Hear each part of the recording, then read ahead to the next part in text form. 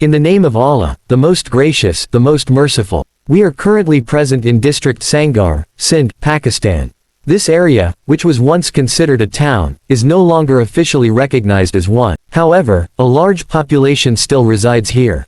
Many NGOs have tried to ensure the supply of clean drinking water in this area, but most of them failed after a short period. The canal system is far away, and the underground water is not suitable for drinking. Humans, animals, and birds alike suffer due to the lack of clean water. Alhamdulillah, with the support of generous donors, a clean water tank has been installed here, beyond the boundaries of religion, sect, race, or language. Water is delivered through a pipeline, which fills this tank, providing clean drinking water to the locals. This initiative is a true service to humanity, rising above all divisions of faith and identity. We pray for the donors who, in this time of hardship, have ensured the supply of water for the needy, the poor, the destitute, and the unemployed.